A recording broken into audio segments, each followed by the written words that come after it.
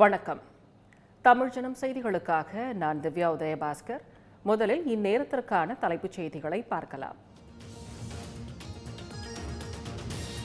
தேச நலனுக்கு எதிரானவர்கள் மட்டுமே இந்தியா கூட்டணியில் இடம்பெற்றுள்ளனர். காங்கிரசிலிருந்து விலகி பாஜகவில் இணைந்த ரோஹன் குப்தா பேட்டி.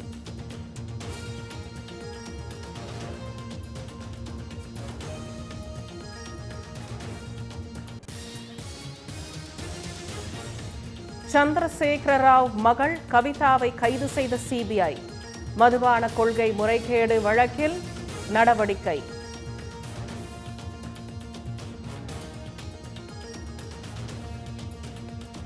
காங்கிரஸ் ஆட்சி காலங்களில் இந்திய ராணுவத்திற்கு பாதுகாப்பில்லை. ரிஷிகேஷ் தேர்தல் பிரச்சார கூட்டத்தில் பிரதமர் மோடி பேச்சு.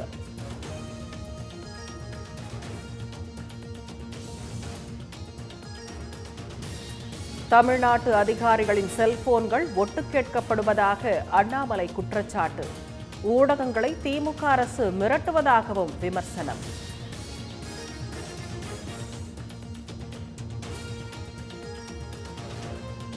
நீலகிரியில் காங்கிரஸ் நிர்வாகி வீட்டில் வருமான வரித்துறையினர் சோதனை. பல்வேறு முக்கிய ஆவணங்கள் பறிமுதல்.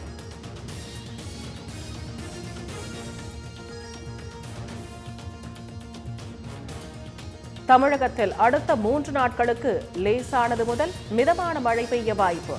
வானிலை ஆய்வு மையம் தகவல்.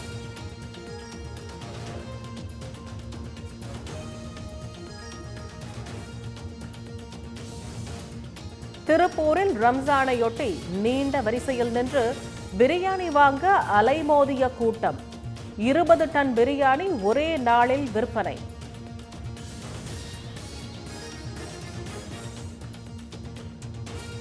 கூகுள் நிறுவனத்திற்கு 400 கோடி ரூபாய் அபராதம் விதித்த மாஸ்கோ நீதிமன்றம்.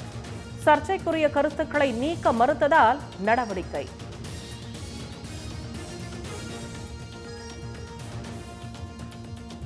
ரஷ்யா கஜகஸ்தானில் கடும் வெள்ளப்பெருக்கு.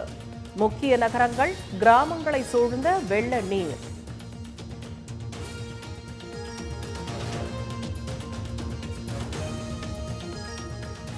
விஜய் நடிப்பில் உருவாகி வரும் கோட் திரைப்படம் செப்டம்பர் 5ஆம் தேதி விநாயகர் சதுர்த்தி அன்று ரிலீஸ்.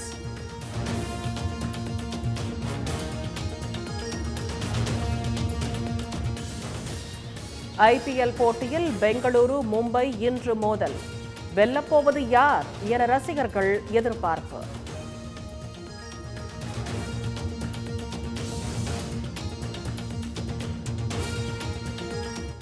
இனி விரிவான செய்திகளை பார்க்கலாம்.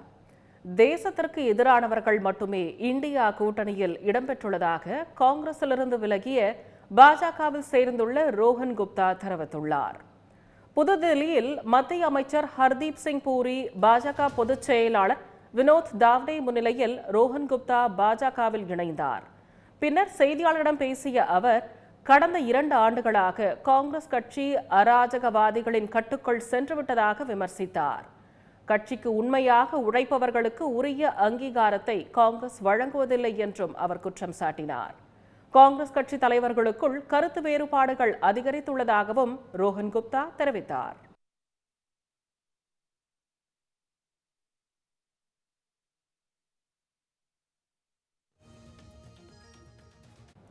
காங்கிரஸ் ஆட்சி காலங்களில் இந்திய ராணுவத்திற்கு பாதுகாப்பு என்பதே கிடையாது என பிரதமர் நரேந்திர மோடி விமர்சித்துள்ளார். உத்தரகாண்ட் மாநிலம் ரிஷிகேஷில் தேர்தல் பிரச்சார கூட்டத்தில் பேசிய அவர், பாஜக ஆட்சியில் மட்டுமே இந்திய ராணுவத்தினர் தங்களை பாதுகாப்பாக உணர்வதாக தெரிவித்தார். மத்தியில் பாஜக வலிமையான ஆட்சி நடத்தியதால் எதிரி நாடுகளின் ராணுவம் அத்துமீறலில் ஈடுபட அஞ்சியதாக பிரதமர் கூறினார்.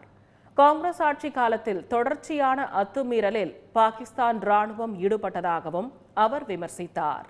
நாடாளுமன்ற மகளிருக்கான 33% இடஒதுக்கீட்டை பாஜகவால் மட்டுமே நிறைவேற்ற முடிந்ததாகவும் பிரதமர் மோடி பெருமிதம் தெரிவித்தார்.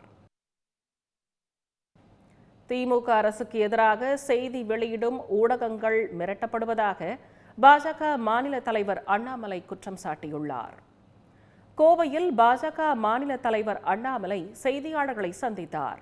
அப்போது பேசிய அவர், வெள்ளை சட்டை அணிந்து கொண்டு சாராயம் விற்பவர்கள் சமூக விரோதிகள் தானே என கேள்வி எழுப்பினார். பாஜகவுக்கு திமுக தான் போட்டி என்பதால் அவர்களைத்தான் விமர்சிக்க முடியும் என தெரிவித்த அண்ணாமலை, திமுக அரசுக்கு எதிராக செய்தி வெளியிடும் ஊடகங்கள் மிரட்டப்படுவதாக குற்றம் சாட்டினார்.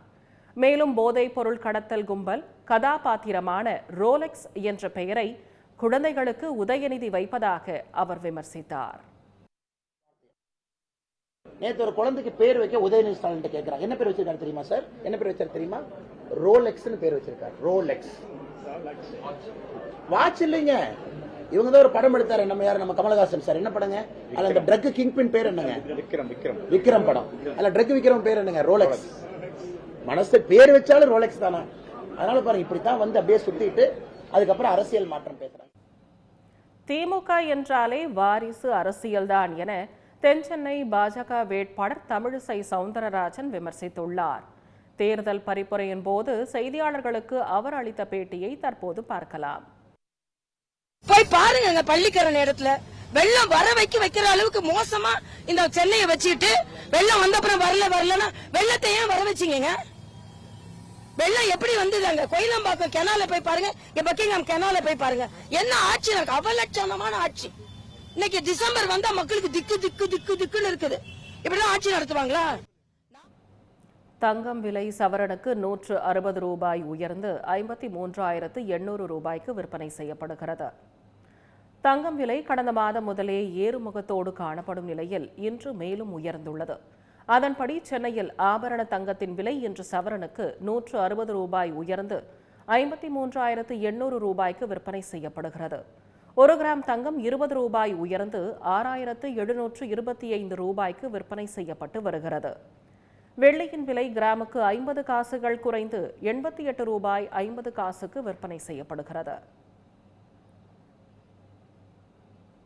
ஒரு சிறிய இடைவேளைக்கு பிறகு மேலும் பல செய்திகளை பார்க்கலாம். தொடர்ந்து இணைந்திருங்கள் தமிழ் ஜனம் செய்திகளோடு.